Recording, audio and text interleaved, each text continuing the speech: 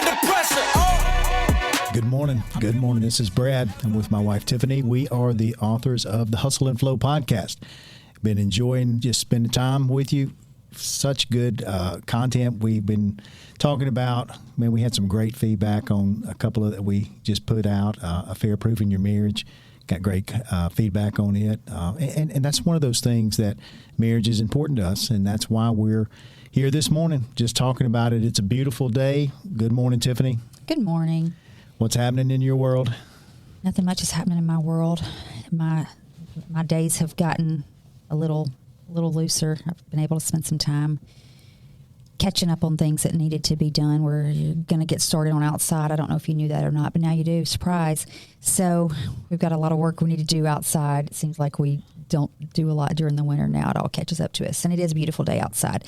But you're going to spend your time inside because it's a tattoo appointment day for you. It seems like that's every other day, but I guess it's only once a month. It's only once a month. Only once a month. Yeah. But you got to schedule those things. If you don't schedule them, it is my tattoo artist and several of good tattoo artists are 6 months to a year out. And when you get that open date, you go ahead and schedule 3 or 4 or 5 at a time because you don't get them very often. They don't have a lot of cancellations. And I want my tattoo work to look good. I don't want it to look hokey. So, again, I'm going to get that done. I'm getting white lightning put in my arm. So, I don't know. I thought about doing some glow in the dark. What do you think? Yeah, that would be cool. Would it? Yeah. I don't know if it would or not, but it may keep you awake at night. That would be the least of what keeps me awake at night. Yeah. Yeah, I am going to do that. And, it's funny. I turned 52 a couple of weeks ago, and getting tattoos at 52 is so strange, especially anybody that knew you 15, 20 years ago. It's still strange, and it's still strange for our kids and people that, did know you 15, 20 years ago. But, Well, it is strange, and so we're going to talk about today why that may be strange. People who knew me 15 years at 42, people maybe who knew me at 42 or knew me at 35, they would be shocked if they haven't seen me in a while to have a full arm sleeve at 52 years old. But we're going to talk today because today's subject is about being you, being yourself, being who you really are, being who you were created to be, whatever you want to call it, being, what did we say last night, being authentic, being a true version of yourself. Yeah. And that's what we're going to talk about. So, Tiffany, let's hop in. Give me your first thought right off the bat. Well, for me, this has been I know where you're at now about being you, and you'll talk some about that.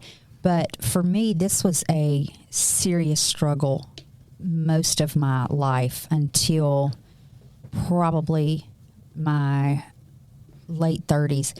And I feel like I wasted a lot of time not knowing how to be me and not accepting me for who I was because of, what I thought I needed to be.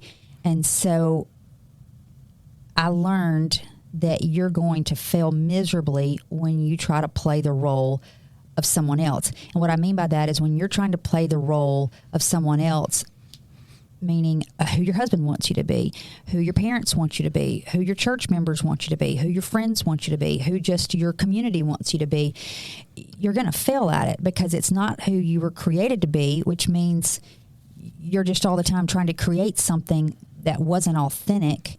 And that's hard. That's a hard life. And that's where I found myself, especially in my 20s. So, I got married young, and so all of a sudden I'm thrust into from only knowing dysfunction. I'm thrust into a functional family when I married you, which was so strange being around a functional family. And then also now, I'm having kids young, so I've got to raise a functional family because I knew I wanted to raise a functional family. Mm-hmm. And then I'm thrust into the church world because that was a big part of your life. You're a pastor's kid. You're called into ministry early. Now I've got to also be raised. I mean, I've got to play the role of a Christian when I wasn't a Christian. I wasn't saved, but I had to act saved. I didn't even really know what it meant, but I had to act saved because that was the expectation of looking like a good, proper Christian wife and mother. And, I didn't even really know what that meant, but I just knew I was supposed to be it. Right. Yeah, obviously. And I wanted to be it. Mm-hmm. So what I did was try to mirror. I feel like I'm saying that really country, but I found myself trying to mirror what that was supposed to look like because I didn't really know. I knew who I was, and it wasn't that I was necessarily a bad person, but I knew I didn't know how to be what everybody expected me to be. So I was trying to mirror what that was supposed to look like, and it was hard. It was really, really hard, especially, really all of it was hard, but especially trying to be in church and be in ministry was really hard because there was such huge expectations put on me, even when we were young, because we were in full-time ministry in our 20s, and there was huge expectations put on me. And I guess because everybody just naturally assumed that, like you, I had raised up, that I was in the womb in church, and in all the Sunday school classes and all the Bible drills and all those things. And so there were huge expectations put on me. And I felt like I had to rise up to them and just mask who hey, I'm a baby Christian, because I did, eventually get saved in my early 20s. But I had to just mask who I really was, because I couldn't say, hey, y'all need to slow your roll of your expectations of me. I don't even know, truthfully, how many animals were on that ark. I've seen the pictures and they're all cute and I love them, and I decorated one of my kids' nurseries in it. But y'all, I don't even really know that story like y'all do. So slow your roll of telling me what all I need to do on Sunday and all the requirements of me, and just let me be me, mm-hmm. and learn about God in my way and at my pace, and try to figure this whole thing out. So instead of that, though, I felt this accelerated, I got to keep up and be who everybody wants me to be situation. Keeping up with the Joneses in the spiritual aspect sometimes. And yeah, I mean, I get that, because I think for so long you do fail at trying to play a role you're not meant for. And I saw the other day, Seinfeld is one of my favorite TV series. Yeah, I know it is. Yeah, it's fantastic. It is a comedy for the intelligent. Agree to disagree. It's a smart TV show, and you really have to appreciate it. But what was funny is, on the flip side of this, there's Jerry, there's Kramer, there's Elaine, and there's George, and you see those people play those roles, and it's so successful. But I saw the other day, and I chuckled to myself, Rosie O'Donnell was almost Elaine on Seinfeld. Yeah, that'd be crazy. And you think to yourself, how in the world would Rosie O'Donnell play the role of Elaine on Seinfeld? Because it don't look like she was meant for that role. Or our other favorite thing that we watch is Friends. We watch Friends all the time. Well, Courtney Cox was originally going to be cast as Rachel, and Rachel was going to be cast as Monica. But they decided the last minute to switch those roles, and the rest is history. But playing a role that you weren't meant for, and you got caught up in that, mm-hmm. playing a role that you I don't know that you weren't meant for those roles. Maybe you were, maybe you weren't. But I think the expectation of this is who you should be, it was hard to get caught up in that. Well, yeah, and even with that, though, personality-wise, I have been told my whole life that I'm different, that I'm unique. Hey, I've never met anybody like you. You're not normal.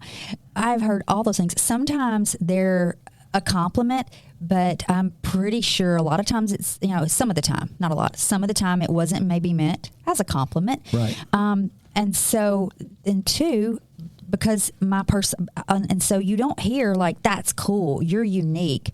You hear, okay, you've got to, whatever it is that's making you stand out, you need to pull that back. You need to figure out how to be normal, to not be unique, to not stand out, to not don't stay under the radar. Right.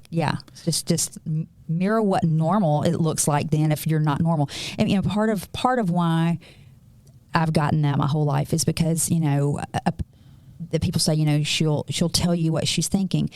Well, because of so many things in my life, I like to now at 50, I say, okay, I embrace that, because to me, telling you what I'm thinking, as long as I'm not rude and I'm not hurtful or I'm not mean, I'm authentic. Right. In our church staff meeting Sunday afternoon, I said something and everybody laughed and went, oh, she's going to tell you what she's thinking. But what I said was very authentic. And I think that it was one of those things, like I'm the person sometimes that'll, everybody's thinking it, but I said it. Mm-hmm. And so we were needing to give feedback about something, and I said it, but I also feel like it's something that, and it was a springboard for us to talk about things that needed to be said. And so I feel like sometimes we feel like we can't be authentic and say what we're saying or tell people what we're thinking, because again, we've got to hide that, and everybody doesn't need to know. And everybody doesn't always need to know everything I'm thinking. If people think that I say everything that I'm thinking, they are dead wrong.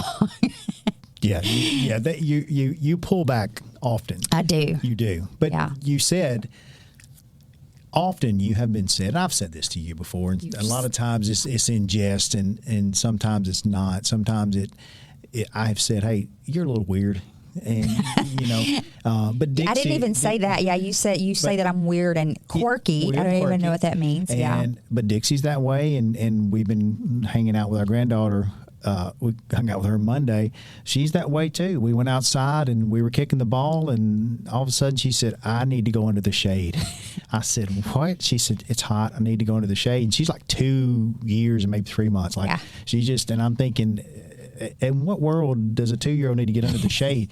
But she needed but I have said, you're not normal, and I don't mean anything bad by that. Like, I absolutely, I embrace the fact, maybe not so much when we were younger because I had to grow up, but I embrace the fact that you're not normal. I love the fact that you stand out. I love the fact that you lead. I love the fact that you will say what needs to be said with love, with tact, with kindness. And I love that fact about you. And, there's a lot of men who are intimidated by that stuff. They don't like that stuff. They want a nice, quiet little wife, cute wife. And I like, Well, when they were handing them out, you didn't get that one. Yeah. Well, God gave me a loud wife and no lunge muscles. So those are two things that happened whenever God handed out stuff, which is good though. But you go back to, people tell you you're not normal.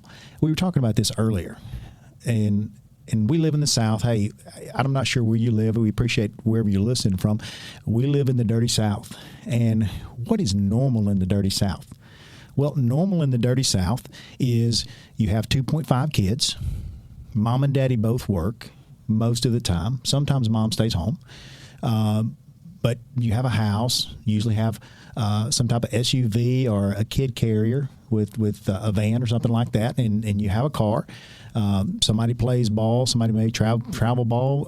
Most time they go to church, and that looks normal. That's what normal is in the South for most people in the buckle of the Bible Belt, and they look a certain way.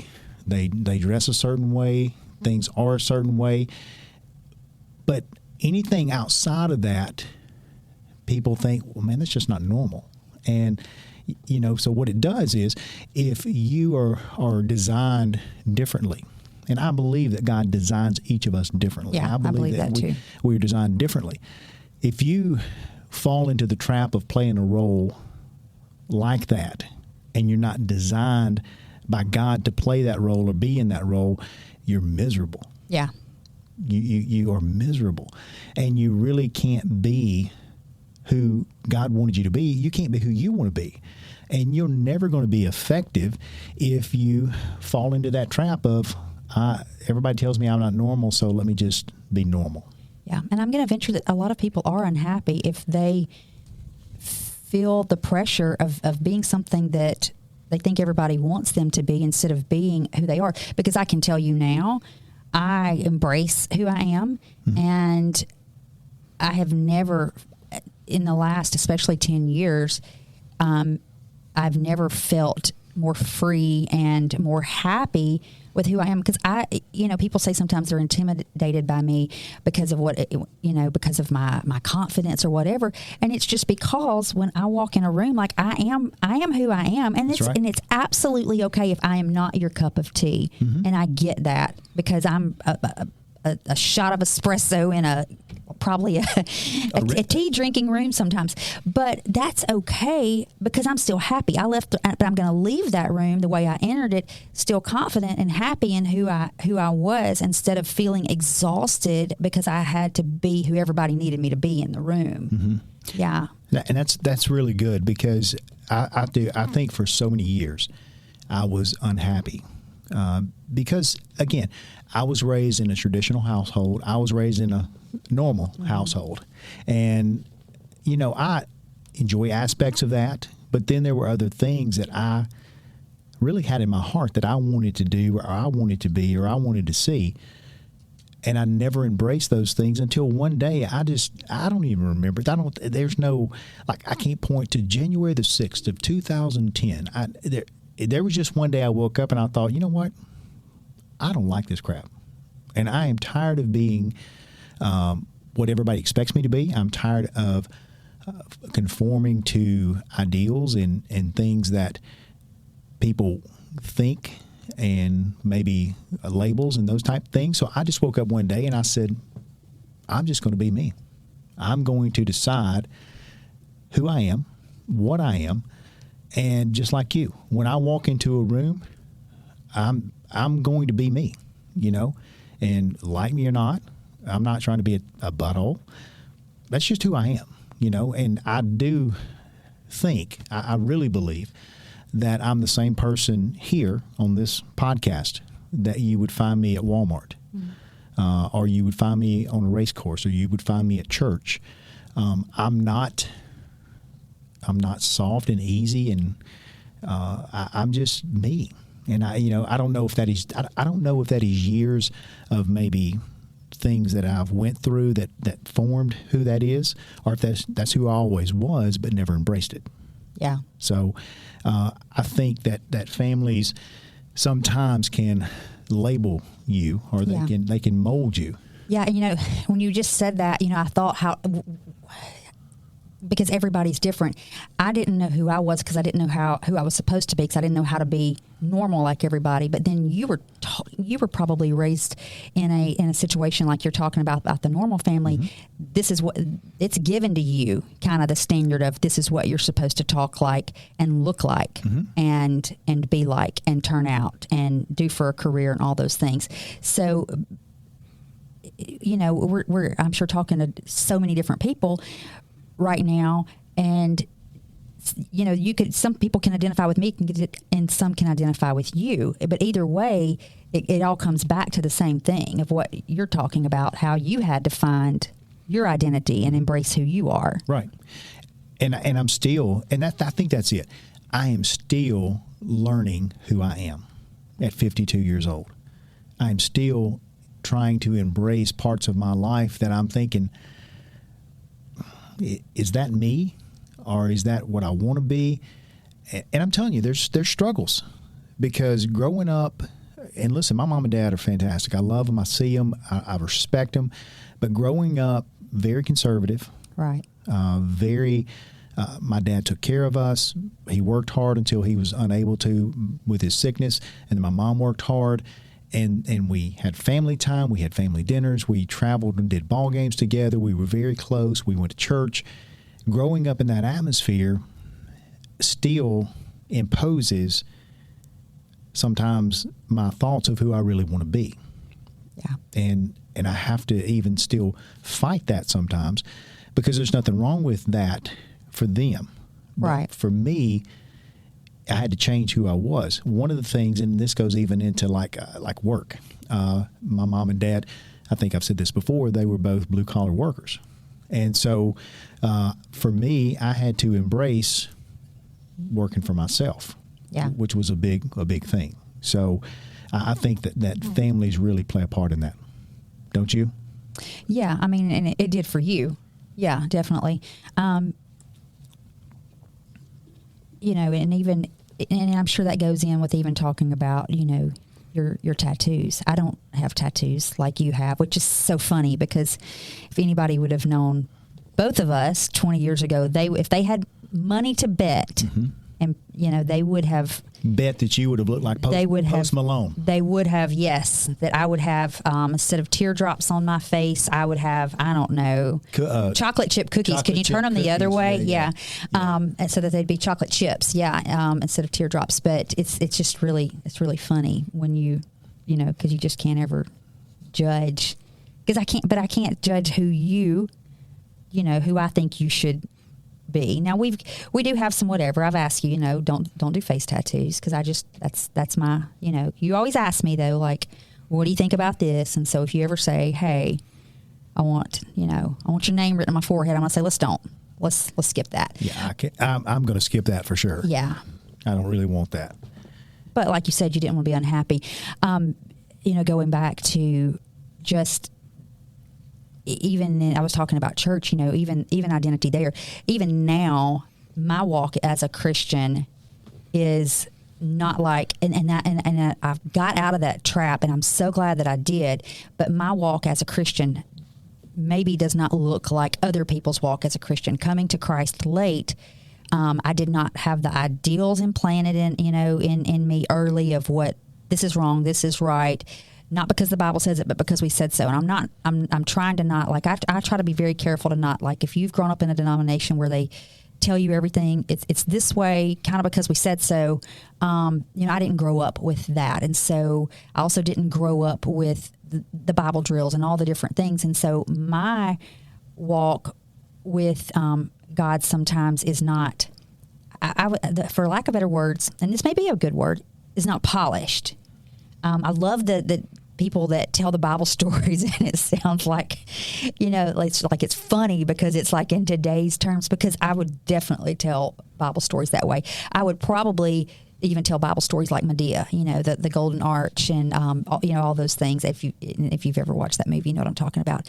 But, you know, my prayers do not sound like somebody's prayers who's been raised in church their whole life. And I've learned that is absolutely okay, because I do not feel that pressure anymore to look and be like my sisters in Christ who are different from me. And even in my relationships and how I view the world, I believe it's different, and I think it's a good thing. I embrace that. When you read something really powerful last night that was on Facebook about, I don't know if it was a millennial or who it was, you know, they're like, you know, you told me all these things about loving everybody and all those things, but you didn't really mean it, is kind of the basis of it. And we may even could do a whole session on that sometime. Yeah.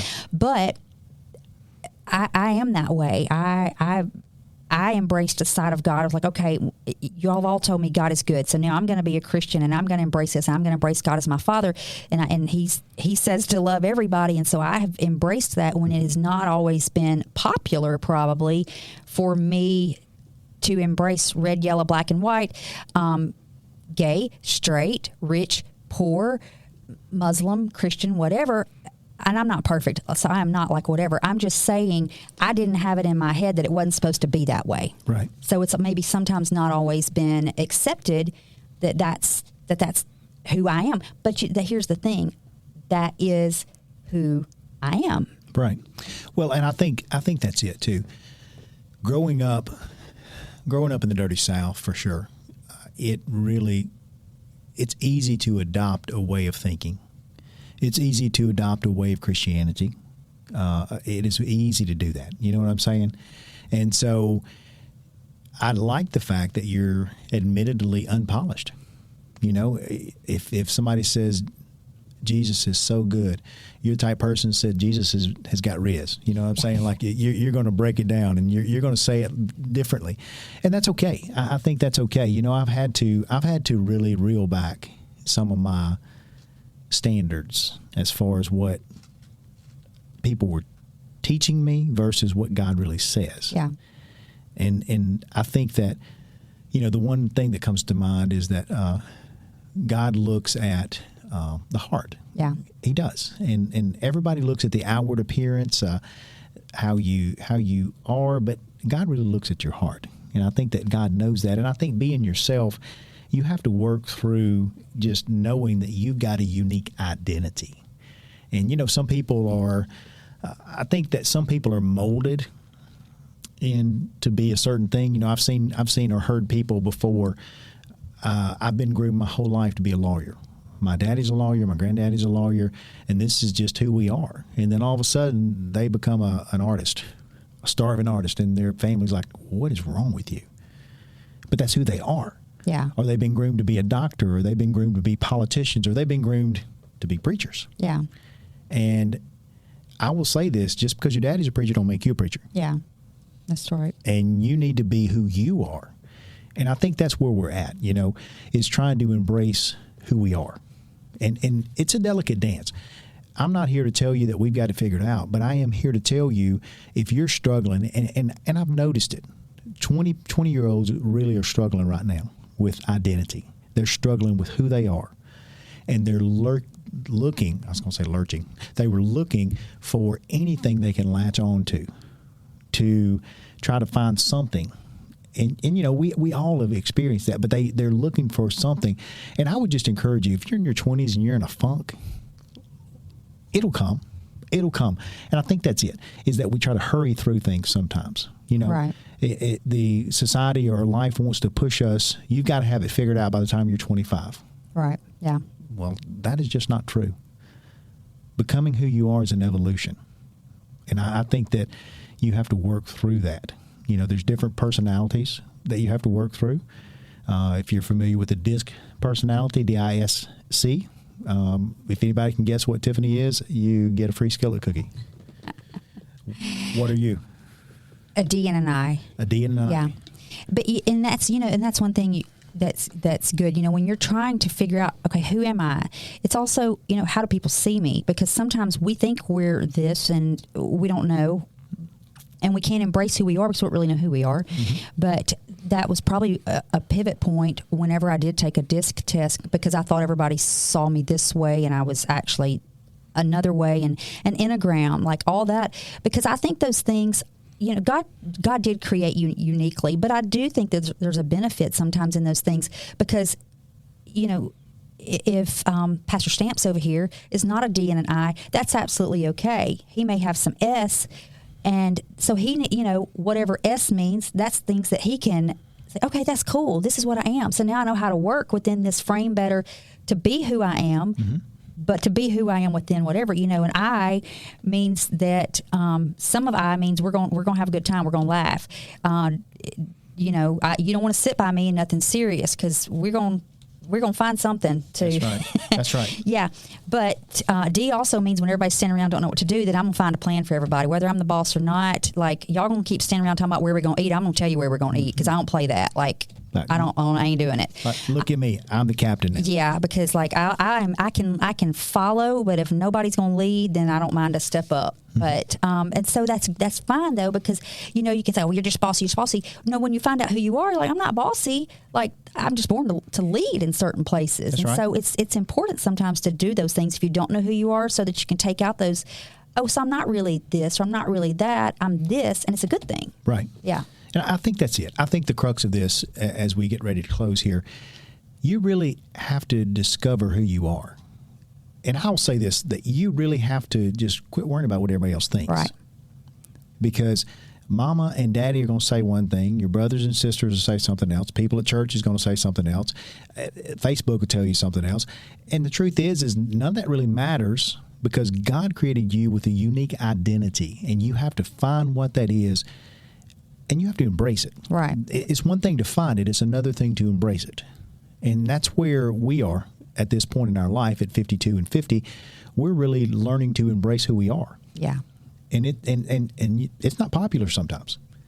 It is not popular. You talked about even beliefs in church and things like that. Some of these things that we feel and we see and we believe that God has called us to, they're just different. And we have to embrace that and love on the people that God puts in front of us. Yeah. And be who we are and be okay with that. Because I'll tell you this, I was unhappy for so long, but I'm not unhappy anymore. I have days like anybody else has days that I struggle or have a down day, but I'm not unhappy. I don't wake up hating myself. I don't wake up hating where I'm at. And I'm cool. Like I'm happy. If you don't like my tattoos, I don't care. My wife likes them. She thinks they're cool as long as I don't get on my forehead. But I don't care. You know, God's happy with me. God loves me. God put me in a unique identity, and I'm starting to embrace that even more and more. I mean, here, 20 years ago, we're not sitting in front of you doing a podcast. We're not talking about our life. 20 years ago, we're not doing some of the things we did. But again, it's breaking out of what you've been modeled to be, or maybe breaking out of the role you've been trying to play. Right. So, any parting words from you? No, I think that's okay. I think everything I think that's some good stuff. It is. You know, it's okay to be a hurricane in a room full of sunshine. That's right. It's okay to be sunshine and a quiet wind in a room full of hurricanes. It's okay to be who God wanted you to be, because he does love you. He created you to be who you wanted to be. To be who he wanted you to be. So he loves you. He loves you just like that. That's right. Everything that you think is weird or quirky, everything that maybe somebody's told you is not normal, God loves that. Right. And God created that. So embrace the heck out of it and enjoy your life. Thank you so much for listening today. We do want to encourage you to be who you are. And one way you can do that is to get in the flow of life. Find people who are going the way you want to go, hop in there with them, and flow. Thank you for listening. Yeah, let's see how you do under pressure. Oh, yeah, I've been wanting this forever. I've been in the field with whatever they throw at me. Brush it off, pick myself up, moving on to the better.